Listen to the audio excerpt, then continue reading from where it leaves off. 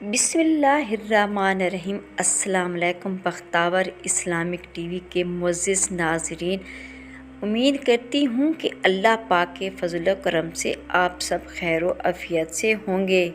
Video شروع کرنے سے پہلے میری چھوٹی سی آپ سے گزارش ہے کہ ایک بار درود پاک پڑھ کر نبی کریم صلی اللہ علیہ وآلہ وسلم کی خدمت میں پیش کریں۔ میری پیاری بہنوں، ماہ شعبان کا مہینہ ہے، جتنا بھی ہو سکے اللہ تعالیٰ سے استغفار کر کے اپنے گناہوں سے معافی مانگ لینی چاہیے، کیونکہ زندگی کا کوئی بھروسہ نہیں ہے کہ سانسوں کی ڈوری کب ٹوٹ جائے اور ہمیں استغفار کا موقع بھی نہ مل سکے۔ نبی کریم صلی اللہ علیہ وسلم نے ارشاد فرمایا کہ ایسے 5 گناہ جو رزق کو ختم کر دیتی ہیں، کیا ان میں سے کوئی بھی ایک آپ کے گھر میں تو نہیں؟ اگر ہے تو آپ ابھی اور اسی وقت توبہ کر لیں۔ حضرت علی رضی اللہ عنہ کے پاس ایک شخص آیا اور کہنے لگا، اے حضرت علی، وہ کون سے ایسے بدترین گناہ ہیں جو انسان کے رزق کو ختم کر دیتے ہیں، اور یہ گناہ دنیا آخرت میں انسان کو اس طرح ذلیل کرتے ہیں کہ دنیا آخرت میں انسان کو کوئی مددگار باقی نہیں رہتا۔ یہ سن کر حضرت علی رضی اللہ عنہ نے فرمایا، اے شخص، اللہ کے نبی کریم صلی اللہ علیہ وسلم نے ارشاد فرمایا، 5 گناہ ایسے جن کے کرنے پر انسان دنیا اور آخرت میں تباہ اور برباد ہو جاتا ہے۔ 5 گناہ ایسے خطرناک گناہ ہیں جن کو کرنے پر انسان دنیا میں بے سکون رہ جاتا ہے اور اس کے سکون کا جنازہ نکل جاتا ہے، دکھ عروج پر آ جاتے ہیں۔ حضرت علی رضی اللہ عنہ نے مزید فرمایا کہ اگر تم چاہتی ہو کہ اللہ کا خاص کرم تم پر برقرار رہے، اور اگر یہ تم چاہتے ہو کہ رزق زیادہ ملے، کامیابی تمہارے قدم چومے، تو خدا را ان 5 گناہوں سے بچے رہنا، یہ خطرناک 5 گناہ کبھی بھی نہ کرنا۔ تو حضرت علی رضی اللہ عنہ سے سوال کیا گیا کہ وہ 5 گناہ کون سے ہیں، تو حضرت علی رضی اللہ عنہ نے جواب دیا، پہلا گناہ سود کھانا ہے، سود کا کاروبار کرنا۔ سود خور انسان دنیا میں بھی ذلیل ہوتا ہے اور آخرت میں بھی تباہ اور برباد اور ذلیل ہوتا ہے۔ سود خور انسان کو کبھی عزت نہیں ملتی، کبھی بھی سکون کی نیند نہیں سوتا۔ سود خور انسان دوسروں کو ٹینشن میں مبتلا رکھتا ہے اور خود بھی ہر وقت، ہر گھڑی، ہر لمحے ٹینشن میں رہتا ہے۔ ہر طرح کی پریشانی اسے گھیرے لیتی ہیں، طرح طرح کی مصیبتیں اسے گھیر لیتی ہیں۔ فرمایا، قیامت کے دن سود خور انسان ایسے اٹھیں گے کہ ان کے چہرے سیاہ ہوں گے۔ ایک دفعہ ایک سود خور انسان سیڑھی سے نیچے گرا اور گرتے ہی مر گیا۔ بیٹا کئی روز تک باپ کا غم مناتا رہا۔ ایک رات بیٹے نے باپ کو خواب میں دیکھا اور پوچھا، ابا جان، اللہ تعالیٰ نے تیرے ساتھ کیا معاملہ کیا ہے؟ سرخ خود باپ نے جواب دیا کہ بیٹے نہ پوچھ، سیڑھی سے نیچے گرا تھا، بجائے زمین پر آنے کے سیدھا جہنم میں چلا گیا۔ حضرت شیخ سعدی رضی اللہ عنہ فرماتے ہیں، میں نے ایک نیا مکان خریدنا تھا، مکان کی تلاش میں تھا، اتنے میں ایک سود خور میرے پاس آیا، مجھے کہنے لگا، یہ مکان خرید لو، عمدہ مکان ہے، اس میں کوئی عیب نہیں، اچھا مکان ہے، میں آپ کا ہمسایہ ہوں، اسی محلے کا رہنے والا ہوں۔ سود خور انسان مجھے کہنے لگا، میں آپ کا ہمسایہ بن جاؤں گا، یہ مکان بڑا ہی عمدہ مکان ہے، اس میں کوئی عیب نہیں۔ حضرت شیخ سعدی رضی اللہ عنہ فرماتے ہیں، اے نادان، تو کہتا ہے اس میں کوئی عیب نہیں، مجھے تو سارے کے سارے عیب ہی عیب نظر آتے ہیں۔ اس نے کہا، حضرت وہ کیسے؟ آپ رحمت اللہ نے فرمایا، اس سے بڑا عیب کیا ہوگا کہ ایک سود خور میرا پڑوسی ہے، اور جہاں تجھ جیسا پڑوسی ہو وہ مکان مفت میں بھی ملے تو پھر بھی مہنگا ہے۔ میری پیاری بہنوں، بیٹیوں، اگر دنیا اور آخرت میں عزت چاہتے ہو، اگر دنیا اور آخرت میں اعلیٰ مقام چاہتے ہو، اور اگر تم چاہتے ہو رزق زیادہ ہو، تو سود کبھی نہ کھانا، سود کا کاروبار کبھی نہ کرنا۔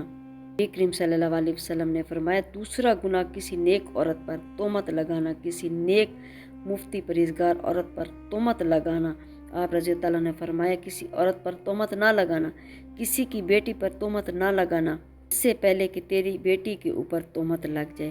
میرا اللہ فرماتا ہے، جو شخص کسی عورت پر تہمت لگاتا ہے، کسی نیک عورت پر یعنی کہ تہمت لگاتے ہیں، حالانکہ وہ اچھی ہے، نیک ہیں، پرہیزگار ہیں، نمازی پڑھتی ہے، روزے رکھتی ہے، جو شخص کسی اچھی عورت پر تہمت لگاتے ہے وہ دنیا اور آخرت میں ذلیل اور خوار ہو جاتا ہے۔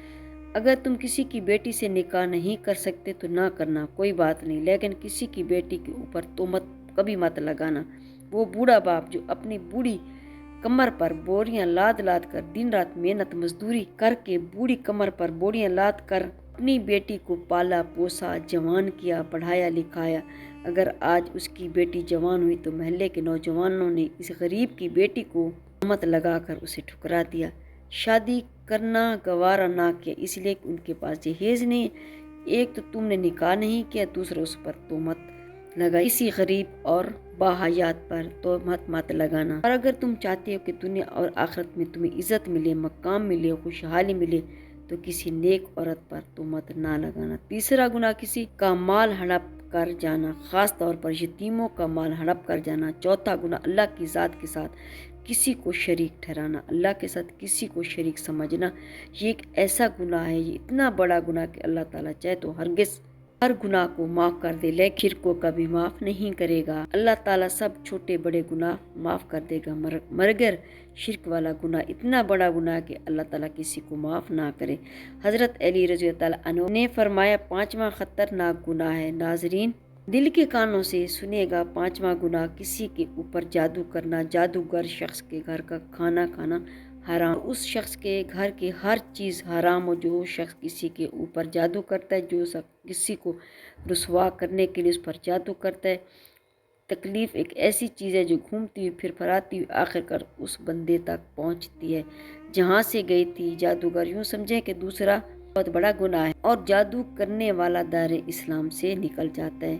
خدارا خطرناک گناہ کبھی نہ کرنا۔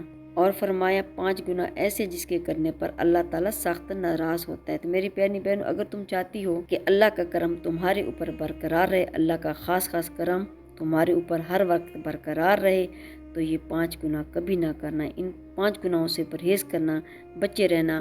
انشاءاللہ اللہ تعالیٰ تمہیں دنیا میں بھی عزت ملے گا، مقام بھی ملے گا، رتبہ بھی ملے گا۔